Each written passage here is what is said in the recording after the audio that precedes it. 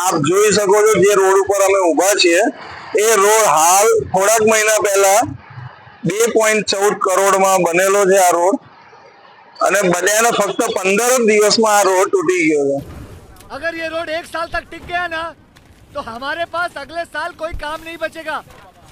अपने देश में जितने भी रोड कॉन्ट्रैक्टर हैं वो सब सारी अपनी जिंदगी आराम से जी लेते हैं एक ही रोड को बार बार बना के।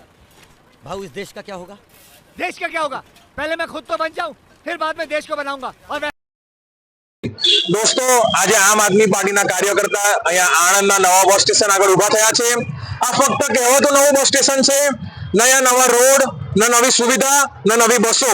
आ तमे अहींया जोई शको छो के मित्रों आटला वर्ष थया आणंद ने खेड़ा जिल्लो अलग पड्या छे, पण अहींया सुविधाना नामे सौ कोई शून्य छे। હવે તો સરદારની ભૂમિ છે પણ અહીંયા તમે રોડ રસ્તા જોઈ શકો છો કે નકરો ભ્રષ્ટાચાર છે। અમે આજે સવાલ કરીએ છીએ તમામ સરકારને, તમામ કેન્દ્રની અને ગુજરાતની સરકારને કે આ છે તમારું શું વિકાસ? આ તમે જોઈ શકો છો આણંદ જિલ્લો કહેવાતો આખા વિશ્વમાં પ્રખ્યાત છે દૂધ નગરીના માધ્યમથી, પણ આજે કોઈ આણંદ આવે તો તેના માટે પ્રોપર રોડ રસ્તાની સુવિધા નથી।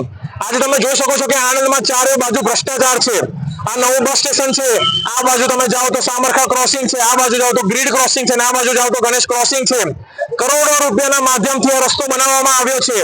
છેલ્લા 15 દિવસોમાં આ રસ્તાની તમે હાલત જોઈ શકો છો કે કરોડોનો ખર્ચો કર્યો પણ કશું રહ્યું નહીં। આ પૂરેપૂરી નિશાની છે ભ્રષ્ટાચારની, ભાજપની કાટ ખવાઈ ગયેલી સરકારની। આણંદ જિલ્લામાં કેટલું ભ્રષ્ટાચાર છે। હરોજ અહીંયા હજારો ને હજારો બસો આવે છે। વિદ્યાનગર કહેવાતું આખા ગુજરાતનું વિદ્યાનગરનું વિદ્યાનું હબ છે। હજારો વિદ્યાર્થીઓ આખા ગુજરાતમાંથી આવે છે, પણ જ્યારે આવે છે અને જોવે છે કે આટલું જ છે ભાજપનું મોડેલ, આ જ છે રોડ રસ્તા ને આ જ છે ખાલી સુવિધા। મિત્રો આણંદમાં જે પ્રમાણનો ભ્રષ્ટાચાર થઈ ગયો છે એ પ્રમાણે આમ આદમી પાર્ટી પૂરેપૂરી દુઃખ બતાવે છે કે એટલું સરળ બતાવવાનું કે શું। તમે જોઈ શકો છો પાછળ બસ આવી રહી છે, અહીંયા પાણીના ખાબોચિયા છે, અહીંયા તૂટેલા રોડ રસ્તાઓ છે। फिर तो प्रॉब्लम है, आप भी ठीक करके देता हूँ। નમસ્કાર મિત્રો, હું ગિરીશ સેદેલિયા, આમ આદમી પાર્ટી। અમે ગયા રવિવારે વિડીયો બનાવ્યો હતો, ખૂબ જ ખરાબ પરિસ્થિતિ હતી આ રોડની અને સરકારને પ્રશાસનને જાણ કરી હતી।